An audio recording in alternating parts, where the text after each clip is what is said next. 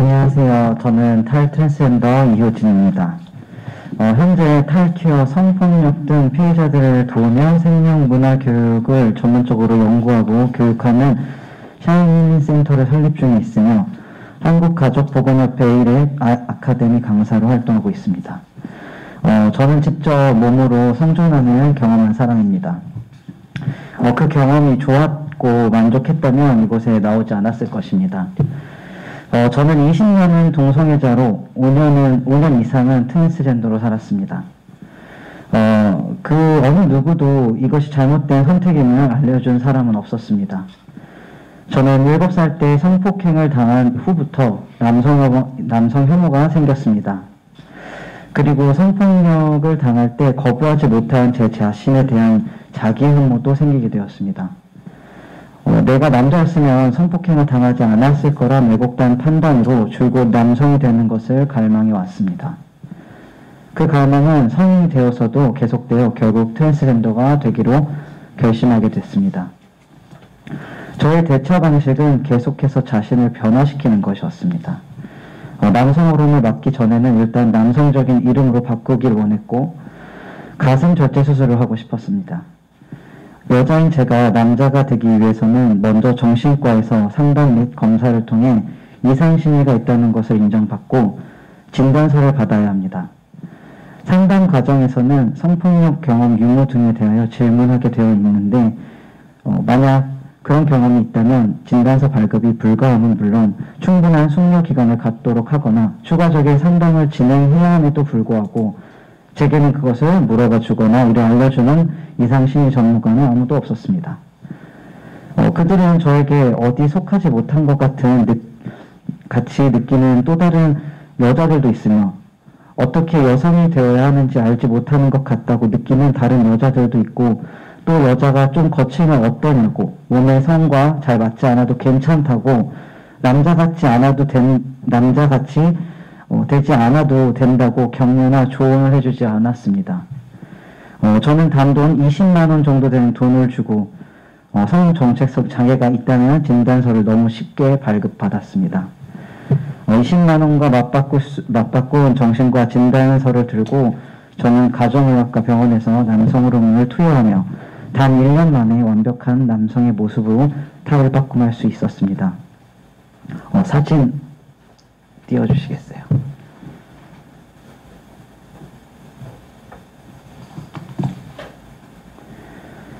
누가 봐도 남자의 외모를 가졌지만 제 정신과 속에 장기들은 병들어 갔습니다.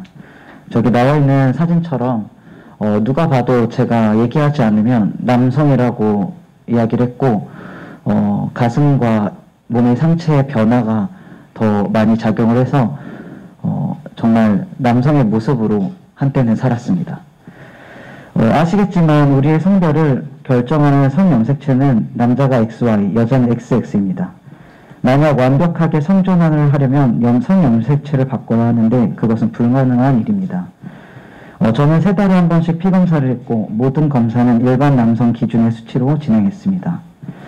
당연히 여자의 몸으로는 문제가 생길 수밖에 없는데도 그 역시 아무도 그 심각성을 말해주지 않았습니다. 검사 결과 간 수치는 여성의 기준치를 넘었고 몸이 항상 피곤했으며 생각은 점점 단순해지면서 감정이 없는 로봇 같아졌습니다.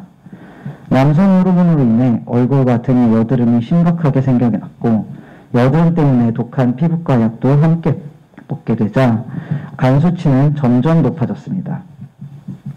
그러다 생식기에 부종출혈까지 하게 되었습니다. 생식기 쪽에 통증도 생겨났으며 제 몸은 점점 병들어갔습니다. 이런 상황에서 의사들의 말은 몸이 더 안 좋아지기 전에 빨리 자궁과 난소 적출을 해야 한다는 말뿐이었습니다. 쉽게 생각하는 것이 항상 옳은 것은 아닙니다. 몸뿐만 아닙니다. 정신적인 영향은 더 엄청났습니다.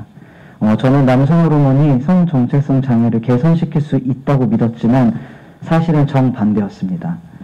남성 호르몬으로 겉모습이 남성화가 되면 정신적인 안정감을 갖게 될 줄 알았지만 제 분리장애가 더 악화되어 갔습니다.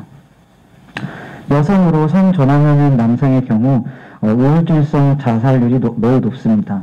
2011년 스웨덴 데인리에서 성전환자들을 30년간 역추적 연구하였는데 그 연구 결과에 따르면 자살률이 일반인의 19배, 사망률이 일반인의 2.8배, 정신병원 입원이 일반인의 2.8배이고 저처럼 남자로 성전환을 한 트랜스젠더들에게서는 범죄율이 굉장히 높다는 연구 결과가 나왔습니다. 그뿐 아닙니다. 특히 트랜스젠더가 되면 돌이킬 수 없는 것들이 너무 많습니다. 저는 다행히 가슴 절제술과 자궁 저체술을 하지 않았지만 그럼에도 남성 호르몬으로 목소리가 남성화가 되어 여자의 목소리로 완벽하게 다시 돌아오지 않았습니다. 수염도 레이저 제모 수술을 수십 번을 통해 해야 했지만 그러나 아직도 전역이 되면 거친 남성형 수염이 자라납니다. 남성에서 여성으로 성전환을 한 트랜스젠더가 있었습니다. 그는 고환을 제거하는 수술을 통해 몸에서 완벽히 남성 호르몬을 제거해버렸습니다. 그러나 시간이 지나서 사랑의 감정을 느끼는 여성을 만나게 되자 본인의 남성성을 깨닫게 되었습니다.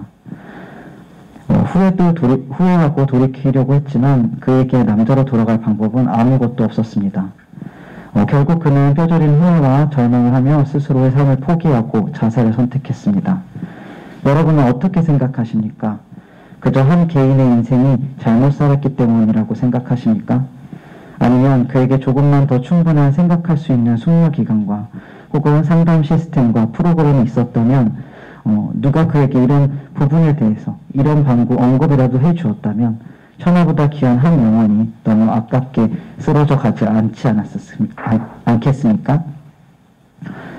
진정 성소수자들을 위한 일이라면 그들이 건강하게 남자는 남자답게 여자는 여자답게 살아갈 수 있도록 치료와 교육을 받을 수 있도록 도와주어야 합니다.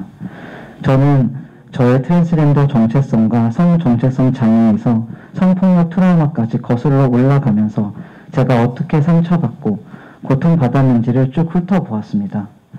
어디에서 문제가 발생했는지 알게 되었고 그것을 직면하면서 이 고통 속에서 빠져나오게 되었습니다. 인권과 자유를 옹호한다는 명목으로 그저 본인이 원하기만 하면 그 사람의 미래가 어찌 되었든 짜여진 프레임에 맞춰진 상담을 하고 진단서를 발급하는 것에 대해 어떻게 생각하십니까? 그 이후 생겨날 모든 부작용과 문제점들에 대해 대체 어느 누가 미리 고지해 줄 수 있으며 대안을 제시할 수 있습니까? 다시 한번 간곡하게 부탁드립니다. 진정 트랜스젠더들을 위한 일이라면 사회로부터 격리가 아니라 사회의 한 구성원으로 그들을 건강하게 남자는 남자답게 여자는 여자답게 살아갈 수 있게 상담 치료와 교육을 받을 수 있도록 도와줘야 합니다. 어쩌면 잘 감추고 처음처럼 평범한 여자였던 것처럼 살 수 있었던 제가 그 모든 것을 무릅쓰고 이 앞에 나와 있는 것도 이런 이유 때문입니다. 들어줘서 감사합니다. 마지막으로 제 변화 과정 영상 한번 보시겠습니다.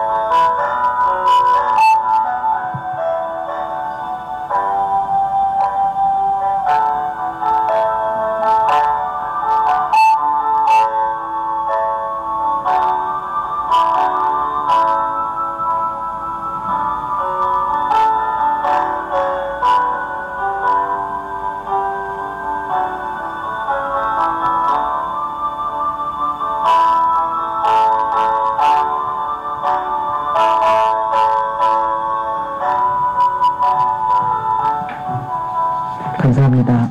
네.